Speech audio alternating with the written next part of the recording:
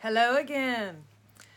I'm here to do my haul from JoAnn. This haul was from the last weekend of April, and it continued for a few days after that, I believe, even to the first week of May. I'm not sure when it ended actually. But they had their simplicity patterns for 99 cents, and then their Butterick patterns were $1.99, I believe. And apparently McCall's are 40% off every day, or maybe just that day too. I don't know. So I went, like I said, 2 different days. There's one near my work, and I got these 2 fabric bins. One is a fabric bin that has little appliques that you can put on it.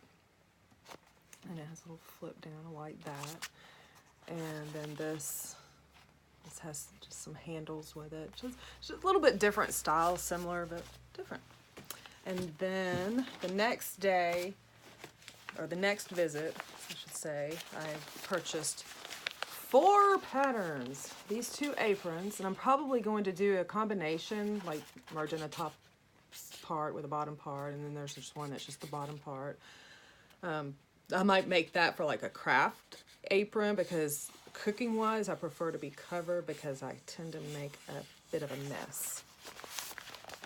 And then I have a cute little granddaughter that I just love buying for, but I would love to make these little outfits for. And that fabric that I showed in my previous haul, and I'll link that video down below so you can watch it if you haven't watched it, is this vintage fabric. I will probably make that for a dress out of that fabric. And then I went a little overboard on the purchase of some sewing machine needles, and I apparently also purchased a couple of these with the first visit, because I have duplicate leather needles, but I have leather needles in the 110/16 and then 2 in the 90/14 size. The Microtex, which is for more delicate materials, it says microfibers, polyester, silk, foils, artificial leather. And this is a 80/12 size, and then this is the Singer, kind of a multi-pack. So it's a regular and a ballpoint, and the woven fabric 80/11 and 90/14 and 116, as well as the knit fabric, which is the ballpoint in 80/11, 90/14, and then 116. And I also bought a double needle right here, twin needle, because I learned that my little brother sewing machine actually allows for that. So I can't wait to use that. And then I bought some replacement 60mm for my rotary cutter. I have absolutely loved this rotary cutter. I didn't think that I would like the rotary cutter, because my only experience with a rotary cutter was a pizza cutter, and they're a little flimsy. They don't cut exactly straight, and I have a hard time cutting straight with scissors anyway. So anyway, but I've thought also about getting the sharpener that they have for these. Typically I can only find them for a 45mm, which I do have a 45mm rotary cutter, but I don't know if anybody has had any experience with the rotary blade sharpener, if it's worth the investment, because these are not cheap either. That's the reason I got the titanium. But leave a comment down below and let me know your thoughts on that. I got this little chalk, like a mechanical pen deal, and it has a little sharpener for it. I just thought that was cute because it's the size of these, and then the little eraser for that, and it has multiple colors, so I thought that was absolutely great. And didn't think I would really want or need one of these gauges to check your allowances, but I have. And I actually saw one the other day after I'd already purchased this, and I don't remember where I saw it, that on the flip side it had like the larger measurement. So whatever this is, let's say I'm not gonna say 3/4 and a half is, it's more than 1 inch. Anyway, but it had the total measurement. Like I know it had 2 inches on one side. I was like, okay, that's pretty cool too. So if not, I'm sure you can take a Sharpie and DIY.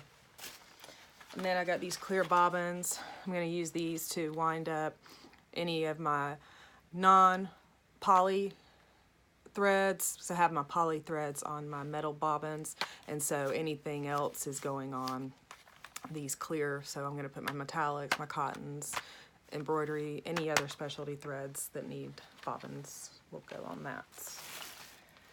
And then speaking of metallic threads, I bought 2 metallic threads.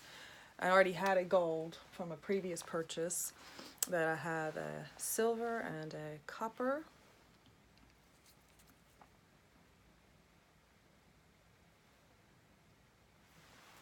And then I bought 4 black Totally Lock serger threads. They were either buy one get one 50% off or buy one get one free, and I believe they were buy one get one free. But anyway, 4 of those.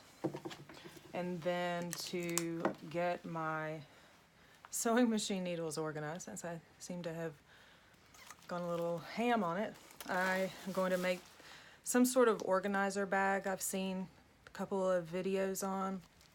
So they already had in the remnant section a 4-gauge vinyl, and then I'm going to try it with the 8-gauge, and so I just bought a yard of that. They had their Pellon fusible interfacing, whether it's pre-packaged or by the yard. It was 50% off, so I bought this. And then in the remnant section also, I found another, looks to be a type of interfacing, and I don't know how to tell types of interfacing apart or whether or not it is a sewable or fusible interfacing. Again, any comments that you have on helping me determine that would be appreciated if you could leave a comment below.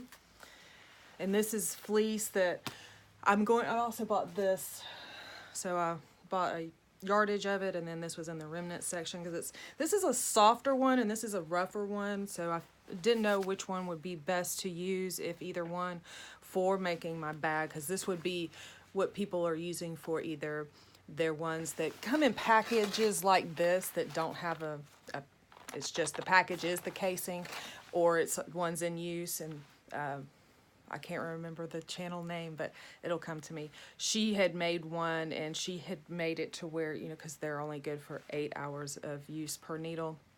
So each project would require its own needle, assuming it's an 8-hour project.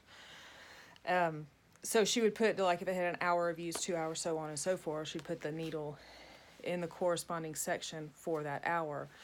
I thought that was a good idea, and then other people would just use it for the loose needles that didn't have packaging. So I bought those 2 things.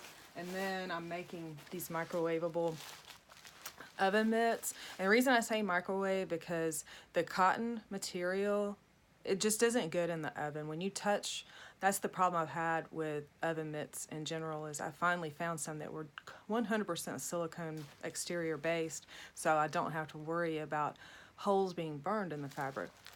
I digress, back to what I was showing. So I've been making microwave oven mitts because I don't know if any of you have the problem with getting pans out of the oven, the microwave oven, but oven mitts just don't seem to work very well for me. I don't know if it's because it's up a little higher, but this oven mitt is a double oven mitt that you can just grab the whole container out of the microwave. Well, I got this, it's called Insulate or something like that, to put in between that and the microwavable batting. As I found that this actually, the microwavable batting just wasn't enough, so I'm hoping that this just does the trick and gives it that little extra protection between you and the heat source.